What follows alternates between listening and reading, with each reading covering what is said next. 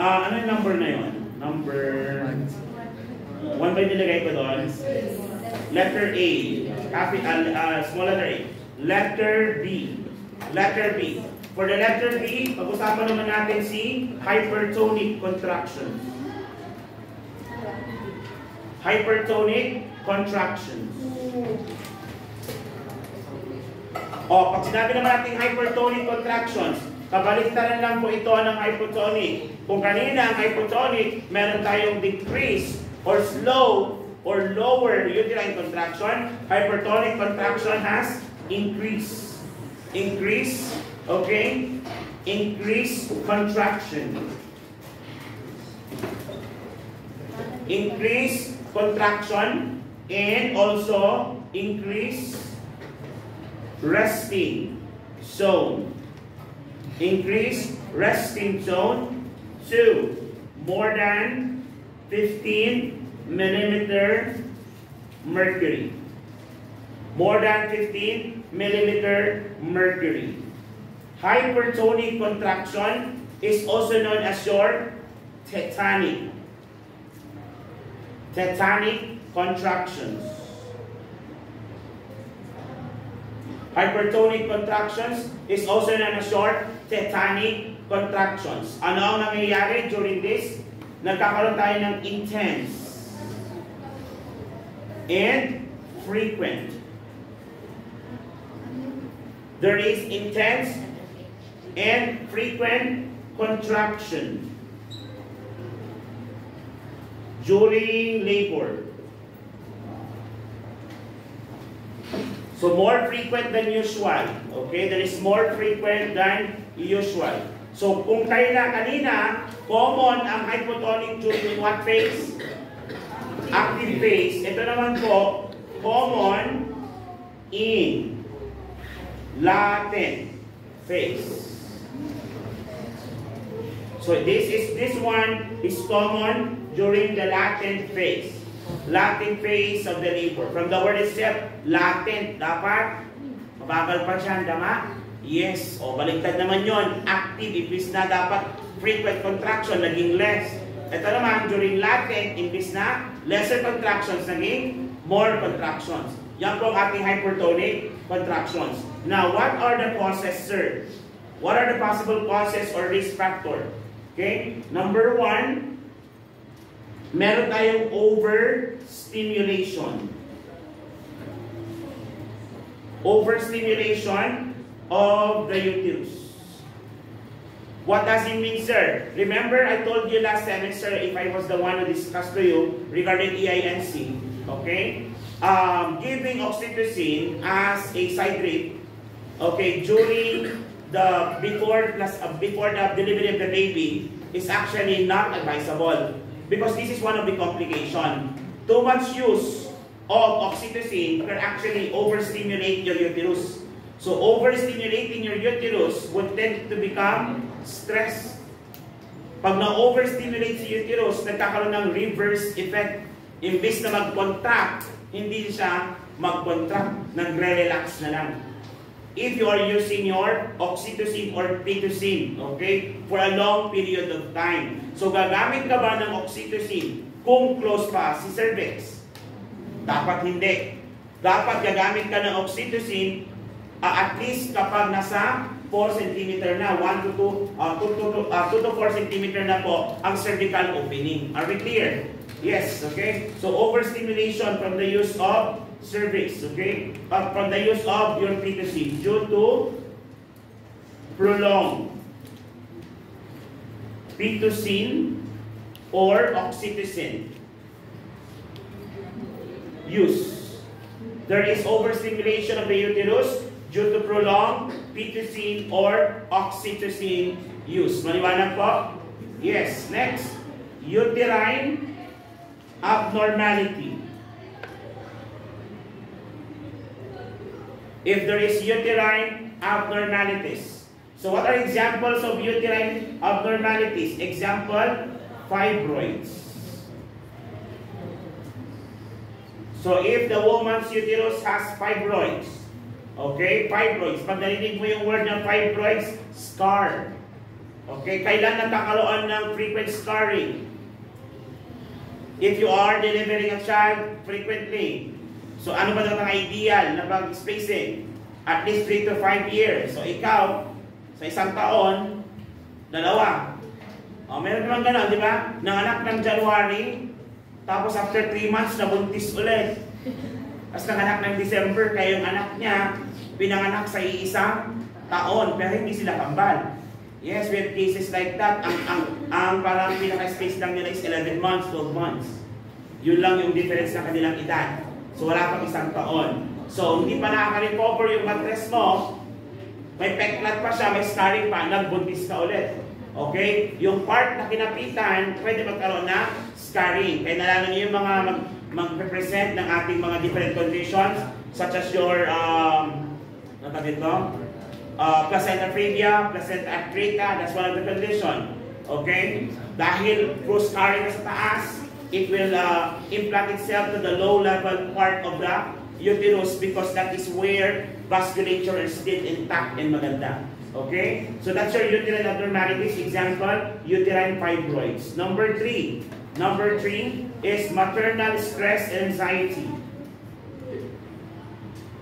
Maternal stress and anxiety. So maternal stress and anxiety can either increase uterine contraction or decrease uterine contraction due to psychological factor. Okay? Another one, dehydration and electrolyte imbalance.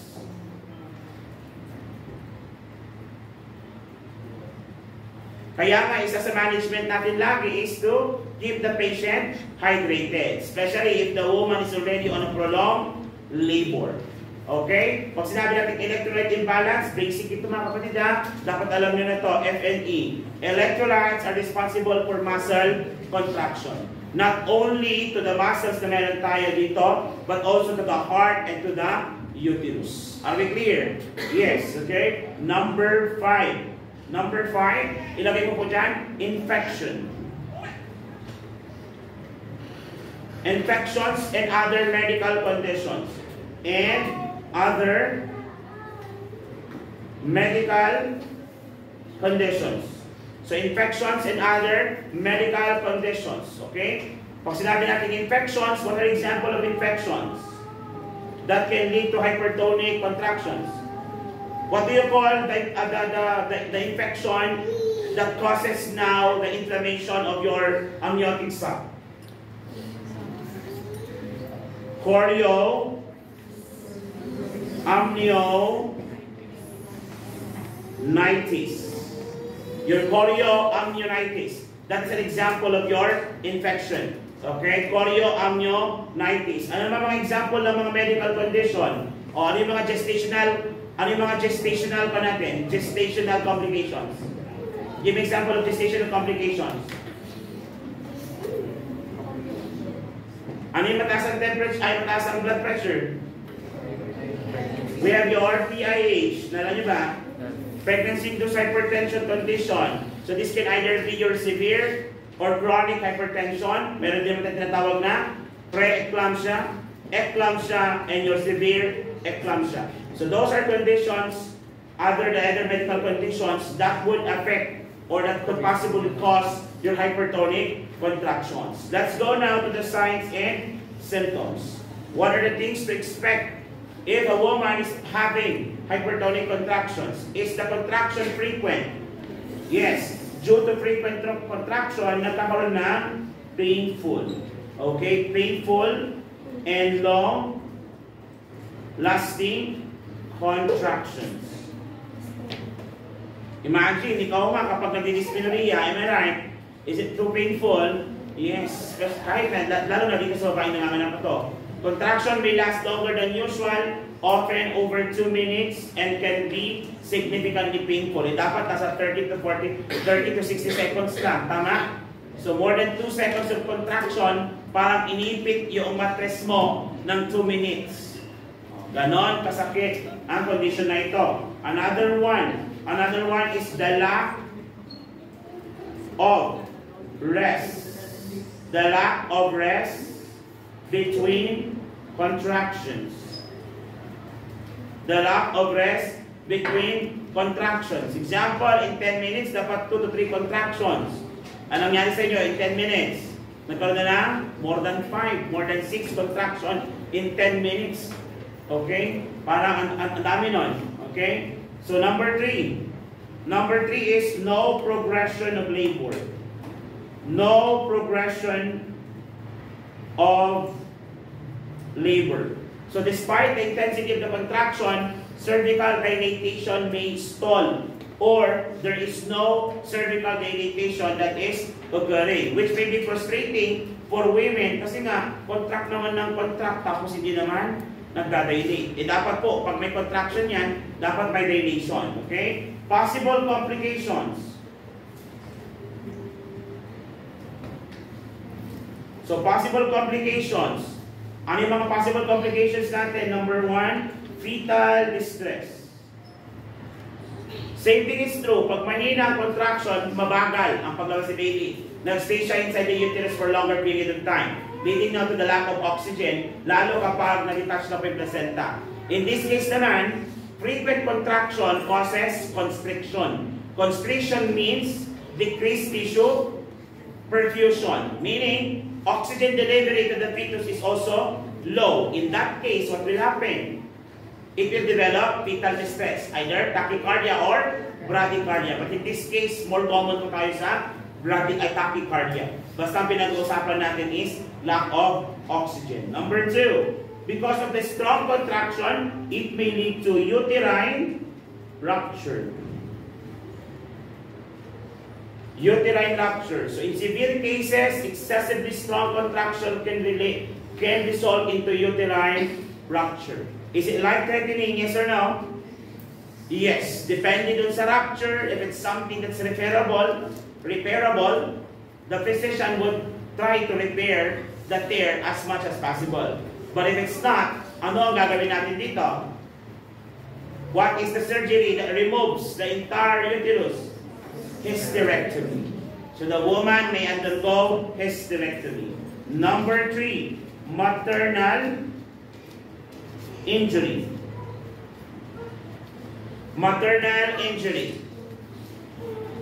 So ano yung maternal injury na yan, sir? Pwede po dyan ang cervical trauma. So pwede magkaroon ng cervical trauma or pelvic trauma.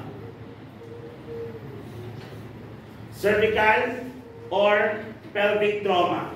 So imagine, pwede uterine trauma din. Imagine kapag sobrang forceful, pwede niyang i-push na biglaan yung baby. Ano mangyayari dun sa opening? Mawawasak. So ibig sabihin, pwede magkaroon ng tearing. Okay? Tearing. Kaya nga kapag lumabas ng ulo, di ba? Pinapastop na natin kay mother. Kasi pag pinush na pa yon, biglang lumabas si baby, tearing will be wider than usual. Okay? The tearing will be wider than usual. Okay? Number 4, prolonged labor.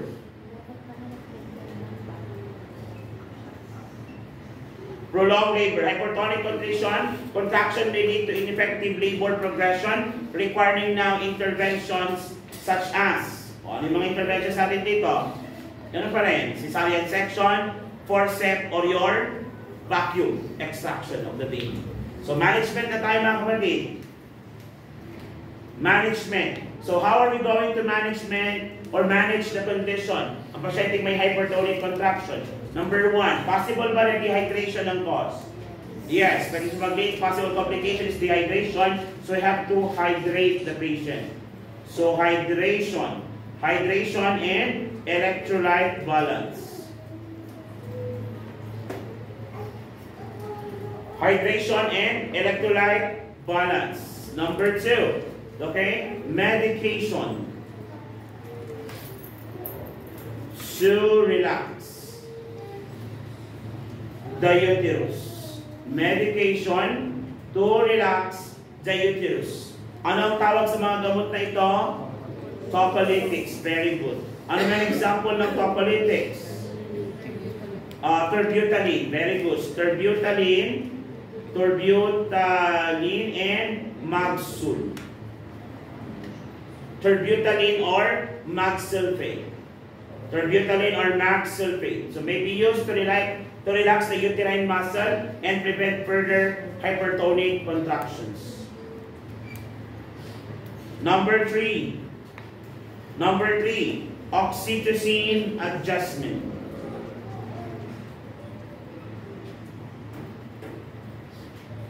So if there's too much contractions, you can adjust the oxytocin so that the dosage may be reduced to stop or prevent overstimulation. Number four.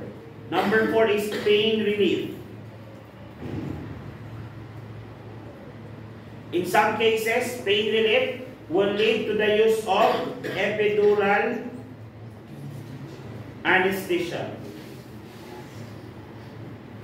But the women should be aware of the possible side effect of this to the fetus. Okay, marami pong pwedeng side effects sa fetus ito. Pwedeng lumabas yung baby na hindi active, limp. Okay. So, bababa ang kanyang Apgar scoring. Okay, ano pa? Pwede na magbigay ng narcotic in some cases.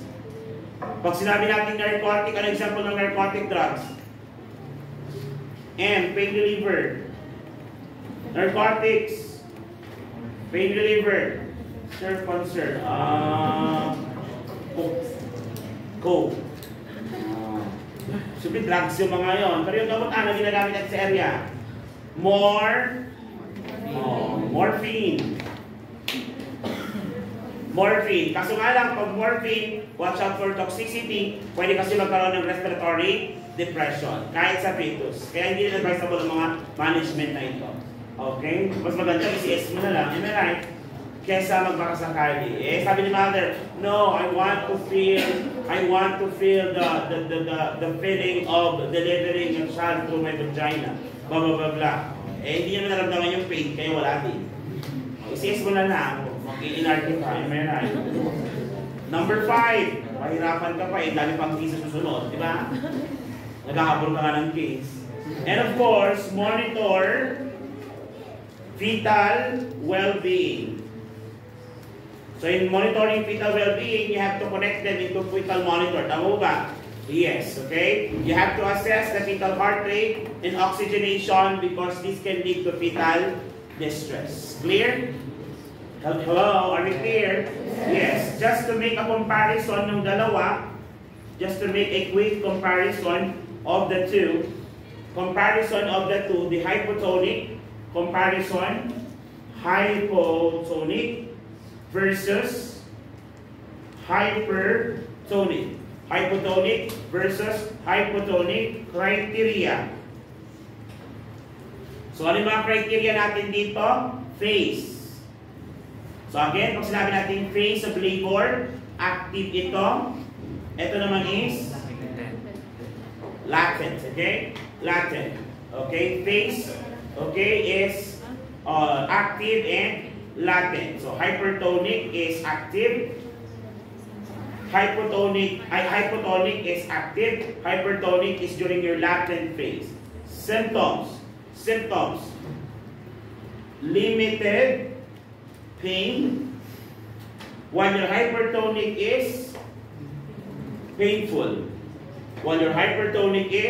painful. Symptoms. Oxy use. Pag sinabing oxy use, yung paggamit ng oxytocin. Okay? Oxy use tayo. Okay? Kapag sinabi natin hypotonic, favorable. Ibig sabihin, sino ang mas gagamitin ng oxytocin? Hypo or hyper? Hypo. Ito naman, unfavorable. Kaya nga ina-adjust natin. Tama ba? We actually lowered down the oxytocin sa ating patient na may hypertonic contraction. And next one, sedation. Ilagay mo po dyan, sedation. Sino ang helpful ang sedation? Patulogin. Hypertonic. So magkakaroon dito tayo ng sedation. So helpful. Pag sinabing hypotonic naman, little value. Kasi kung ang cause ng hypotonic contraction niya is because of fatigability ni mother, tapos patulogin mo pa, i-relax mo pa, di lalong hindi siya mag-contract. Okay? Contract. So, hypotonic and hypertonic. Again, for the phase, pag sinabi natin hypotonic, active phase.